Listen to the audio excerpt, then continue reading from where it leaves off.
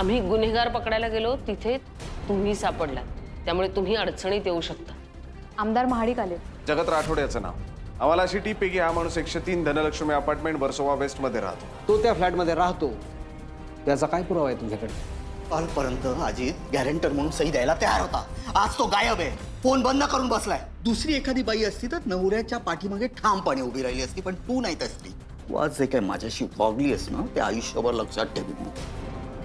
इथे तुझ्याशी शांतपणे काहीतरी बोलत होते ना, तू कानाखाली वाजवलीस माझा. किस टाइप की लड़की ना मेरे को अभी पता चल रहा है. Is over Jeram.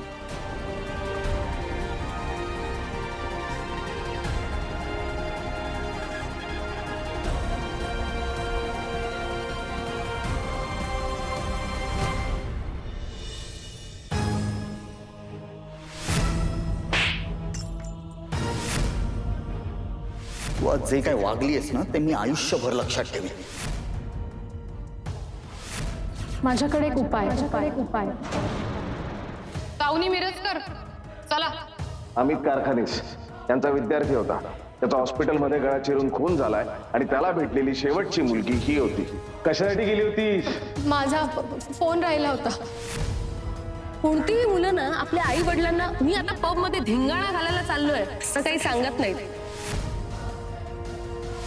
सावनी, माझं तुझ्यावर प्रेम आहे. काय छमणी पोरं असतात ती. माझ्यावर डेटला यायचं आहे बिट्टूला. अरे झंडू, माझ्यावर डेटला यायचं असेल ना तर तुझ्या पण आयुष्याची बर्बादी आहे, समजलं का? हे सास, तुला काय झालंय तोंड पाडायला? सोड ना, आधीच डोक्याची मंडई झाली. क्या हुआ डार्लिंग, दम मारते का? एक मस्त वाला कश ले, दिमाग खुल जाएगा. मैं जिंदगी का साथ निभाती चली गई. नको यार, खिळे ठोकल्यासारखे झाले डोक्यात. आधी तो अमित कारखानीसचा सीन, मग पोलीस स्टेशनला चौकशी, सगळा राडा. आपण पबला गेलो त्यानंतर सगळी लप्पाछप्पी करताना नाकी नऊ. मग तो अक्षयचा कबूतरवाला फालतूपणा. आता आई बाबांचं भांडण, तिथे वैभवी ताईचं राडा. डोकं ना फुटायची वेळ आली. ए रुक रुक रुक, डेली सोपची रडकी हिरोईन थांब जरा. मला ना यातल्या अर्ध्या गोष्टी माहिती नाहीयेत आणि मला ना ते माहिती करून पण घ्यायच्या नाहीयेत. सबके लाईफ में प्रॉब्लेम्स होते यार. पण ह्यावर ना एकच जालिम उपाय, प्रॉब्लेम को एक टकीला शॉट देने का. सगळा सॉर्टेड. म्हणूनच मी तुला बोलत होते, चल कर्जतला पार्टीला. बघ, plan is still on. We can go, we can have fun. मस्त वीकेंडला जाऊया, दुनियेला देऊया डच्चू, फुल एन्जॉय करू. काय बोलते?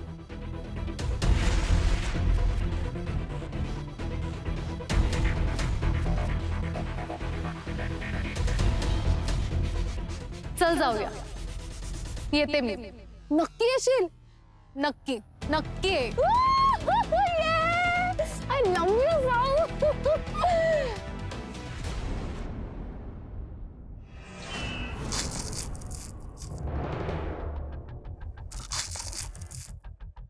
माझ्या पर्सनल प्रॉपर्टीमध्ये माझ्या माणसाला त्या फालतू टिपीच्या आधार उचलायस तू. ह्या सगळ्या गोष्टीचा मी वरपर्यंत बवाल केला ना तर किती महागात पडेल डिपार्टमेंटला. मॅडम जरा विचार करा. ओ नका ना, फुलटॉस नको मला. डायरेक्ट स्टेडियमच्या बाहेर घालीन मी चेंडू. त्या मिरजकरांचं काही क्रिमिनल रेकॉर्ड आहे का? नाही नाही नाही. सोड मग. तू मिरजकर येईल पट्ट्यात, त्याचा राग तुमच्या पोटावर का काढताय? सर एवढी खारी खाऊ नका, अनहेल्दी असतं ते. जेव्हा बर्गर खाणार नाही तर बोलू नये. 100 मीटर धावताना धाप लागते.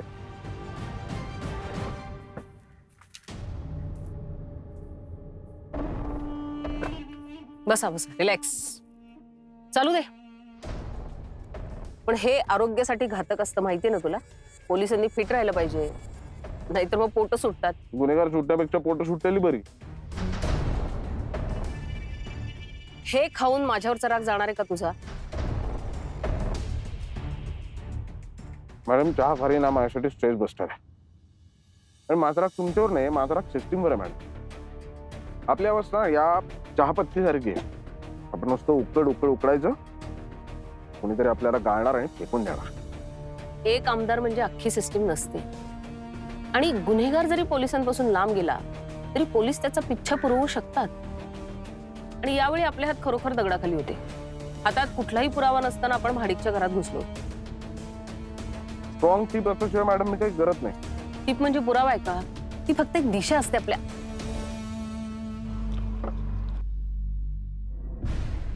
ती फक्त एक दिशा असते.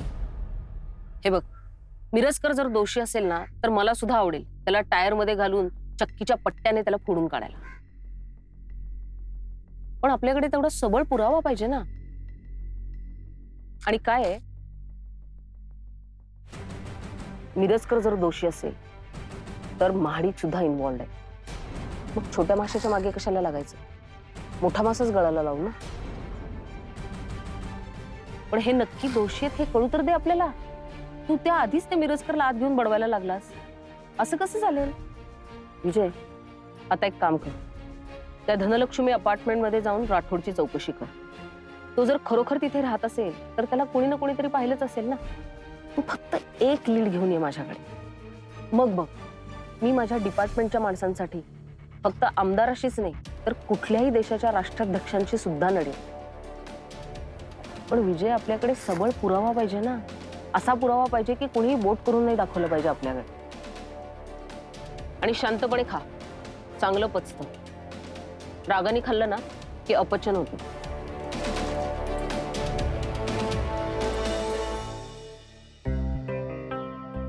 ही बघ, हे पुस्तक आहे. चहा घेणार आहेस का ग?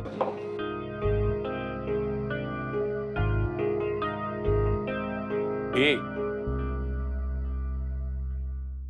काय झालंय आता? एखाद्या शिक्षिकेने व्हाईस प्रिन्सिपलशी आपल्या पर्सनल गोष्टी बोलणं योग्य नाहीये. हो, असं आहे का? मग माझ्या शाळेतल्या शिक्षिकेनी विद्यार्थ्यांना असा चेहरा पाडून सुजलेल्या डोळ्यांनी शिकवणं अयोग्य आहे.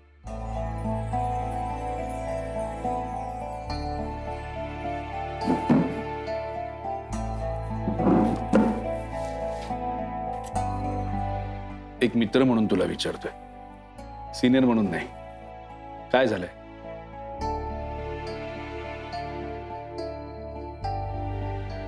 माझा जीव कायम घरात अडकलेला असतो. काही कमी करते का मी घरासाठी? अभय त्याचे प्रॉब्लेम्स मला कधीच सांगत नाही. कधी नव्हे ते त्याने मला काहीतरी सांगितलं आणि मी त्याला मदत करण्याचा प्रयत्न केला. मी अजितशी बोलले पण त्याने काहीतरी वेगळाच अर्थ काढला या सगळ्यात. आणि मग वाटेल ते बोलला मला. एक मिनिट. काय झालं ना? म्हणजे तू अजितला काय बोललीस आणि अजित तुला काय? हे बघ, काय झालं ना ते मला काही समजलं नाहीये. त्यामुळे तू नक्की काय बोलतेस हेच मला कळत नाही. जाऊ दे, इथे नको हे सगळं. नाही, ठीक आहे. नोईंग अभय, मला माहिती आहे तू कुठले ना कुठले तरी उद्योग करतच असेल. तू काय सरळ नाकासमोर चालणारा माणूस थोडीच आहे. एनिवे तुला जर काही मदत लागली तर सांग, मी आहेच. मला एक मदत हवी आहे व्हाईस प्रिन्सिपल म्हणून. बोला मॅडम. अर्ध्या दिवसाची सुट्टी मिळेल? मिळेल. तुम्ही ऍप्लिकेशन मला मेल करा. आणि अजून एक मदत, आता मित्र म्हणून 40 रुपये दे ना रिक्षासाठी. तू न कमाल आहेस. तुला ते फोनवर रिक्षा वगैरे बुक करतात वगैरे काय येतं का नाही? हा, हे घे, परती करता म्हणून. लक्षात ठेव, 100 रुपये दिले तू उधार म्हणून. हा,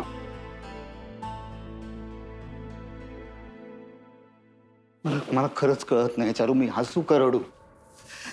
नाहीये माझ्याकडे गॅरंटर. कोणी व्हायला तयार पण नाहीये. पण त्याला कशाला हवाय गॅरंटर? त्याला सांग ना.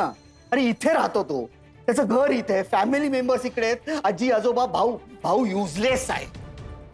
त्याला सांग तुमचे पैसे घेऊन कुठेही पळून जाणार नाही. सांग त्याला. अरे असं नसतं, तुलाही माहितीये. गॅरेंटर शिवाय कोण पैसे देणार आहे? ऐक ना, तू राह ना गॅरंटर म्हणून. तसं असतं तर मी आधीच नसतं का केलं? माझंच कसं बसं चाललंय बदलापूरच्या जागेच्या भाड्यावरती. मी कशी काय देणार 15 लाखाची गॅरंटी? यार मग नाहीये माझ्याकडे ऑप्शन. मी काय करू? तू ठाकूरशी बोलून बघ ना. त्याला रिक्वेस्ट कर की 1 महिना मला वाढवून दे. मी हवं तर डबल व्याज देतो तुला. मी हा ऑप्शन दिला नसेल असं वाटते का तुला? अगं या माणसाला ही भाषाच कळत नाहीये. अगं मूर्ख आहे मूर्ख. त्याच्याशी बोलणं म्हणजे ना वाघाच्या गुहेत जाण्यासारखं आहे. गुंड पाठवले तरी पैसे वसूल करायला. मग दुसरा कोणता ऑप्शन आहे आपल्याकडे? होता ऑप्शन होता माझा भाऊ, पण माझ्या बायकोनी त्याला फूस लावली, तू पळून गेला. प्रत्येक ठिकाणी मी किती सद्गुणी आहे बघा. काय गरज आहे यार हिला? आणि काय काय सांगायचं असतं तिला की मी कशी परफेक्ट आहे, मी कशी गुड गर्ल आहे? काय गरज आहे बोलायची? हा, तिचा बाप दरोडेखोर, त्याचं इमोशनल पॅकेज मी का बाळगायचं?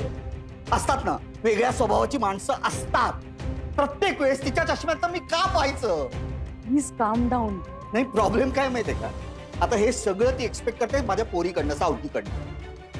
त्या परफेक्ट गर्लच्या चौकटीमध्ये ना तिला बसवायचा प्रयत्न करते. अरे बर्डर होत आहे माझ्या पोरीला. या बाईला हेही कळतंय. हो, काम डाऊन, काम डाऊन. बस बस. काउन्सिलर आहे.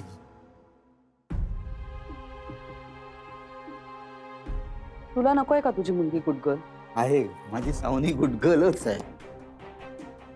आणि हे सगळं लादून काय मिळणार आहे? तिला तिचं कळायला नको का? वागू दे ना तिला तिच्या वयाच्या मुलींसारखं. पण नाही, हिचं why are you defending Shraddha? I am not. तू शांत हो आधी. पाणी घे.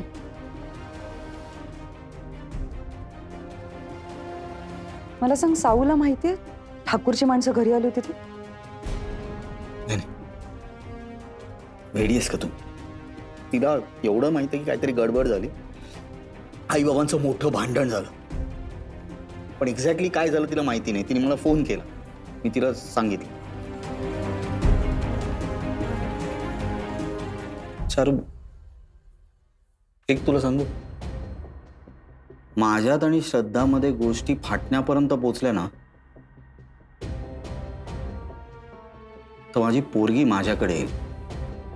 I have ensure that. Because मी and Sau is a team. Nobody can beat us. आमची एक टीम आहे.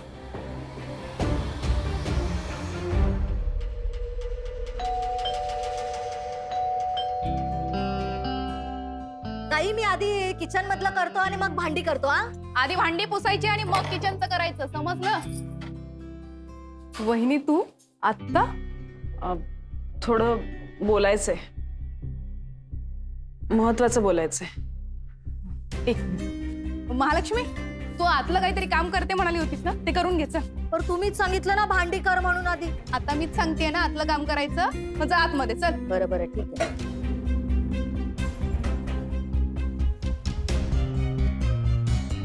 अजितला गॅरंटर राहू दे. मला माहितीये तू नाराज होशील म्हणून नाही म्हणतोय तू, पण मी काही वेडावाकडं नाही होऊ देणार. विश्वास ठेव माझ्यावर. वहिनी, तुझ्यावर विश्वास आहे, पण खरं सांगू का, माझा दादावर अजिबात विश्वास नाही. आणि अशा व्यवहारात दादावर विश्वास ठेवायची गॅरंटी कोण देणार आहे? तू सांग. नीता, मला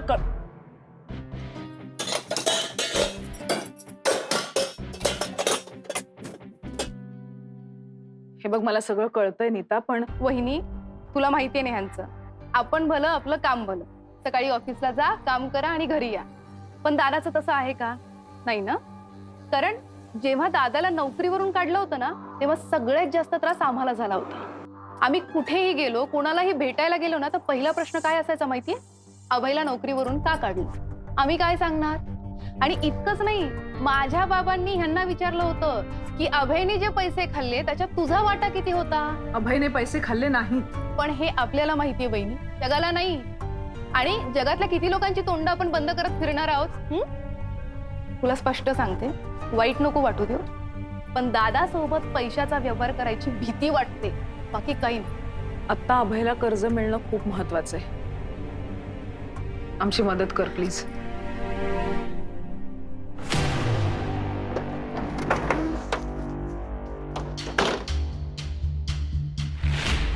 मॅडम, मी प्रमोद.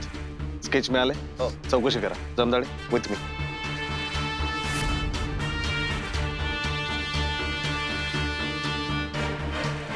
याला पाहिलंय का? या बिल्डिंग मध्ये राहत होता. हा सर, कुणीच नाही पाहिले. पहिला मजला. हो सर वर कोणी नाही पाहिलंय, एकानेही नाही. सीसीटीव्ही दिसतोय? त्यांनी पाहिलं असेल ना? या बिल्डिंगच्या सेक्रेटरीला जरा बोलू, मला बोलायचंय तिच्याशी.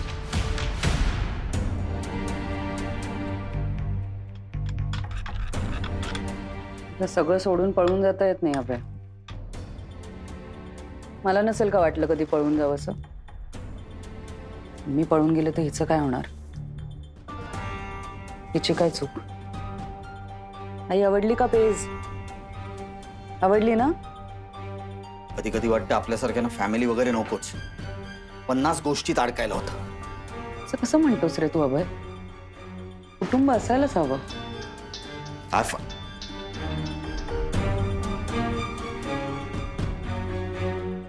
कोणाचा फोन आहे? श्रद्धाचा. अरे मग घे ना. नको, माझं डोकं सटकलं, उगीच वाटेल ते बोलीन मी तिला. आता त्या फोन मध्ये घुसून मारणारच का तिला? अजितचा फोन आहे. अजितचा? हा बोल. दादा, अरे सकाळी सकाळी मला इन्स्पेक्शन साठी जावं लागलं. आता माझं काम आटोपलंय, मी घरी पोहोचलोय. आणि आपल्याला ऑफिसमध्ये जायचंय ना सह्या करायला. मग कुठेस तू आता? आणि कुठे जायचंय आपल्याला? बरं आपण आता जायचं ना? अजित, सकाळी का टांग दिलीस? अरे नाही रे दादा, टांग नाही दिली. अरे सकाळी सकाळी मला जावं लागलं. हेड ऑफिस मधून कॉल आला होता. तुला नीताने सांगितलं नाही का? सांगितलं मला तिने. बरं मग आता कुठे जायचं?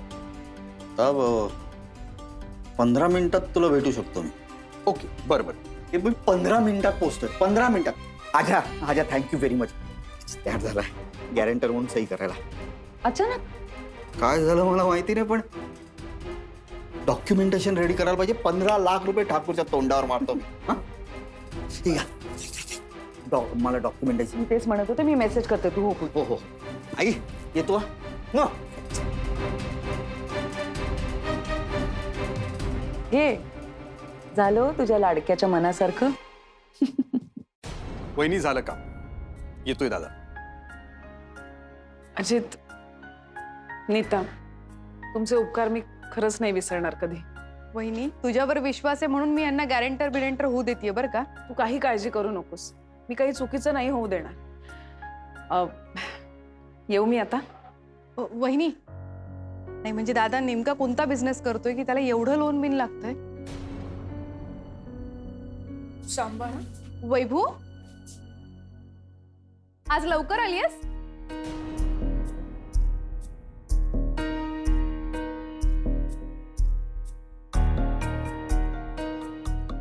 अगं साऊ, तू पण?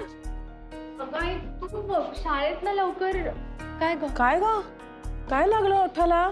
अगं बस मधून उतरताना जोरात ब्रेक लागला ना, ते लागलं थोडंसं. अगं पण तू बसनी का आलीस? टॅक्सीनी का नाही आली? बघू. अगं कॅब नव्हती बुक होत म्हणून आले बस. आणि वैभव, डोळे का लाल झाले? रडलीस का तू?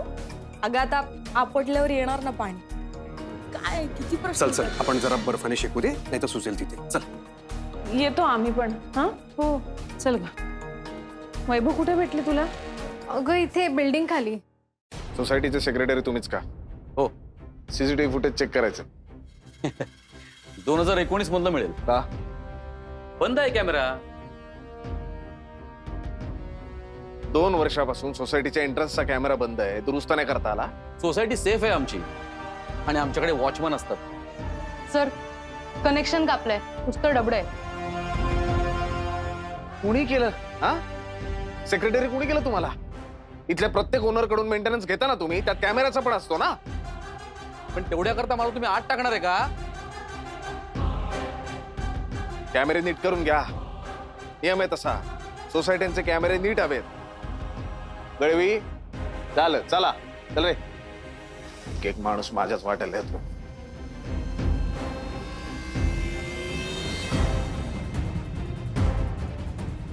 हा साहेब, हा कनेक्शन तोडलंय, हा कॅमेरा डिस्ट्रॉय केलाय. तुम्ही सांगितलेली सगळी काळजी घेतली, सगळं मॅनेज केलंय. तुम्ही काळजी करू नका.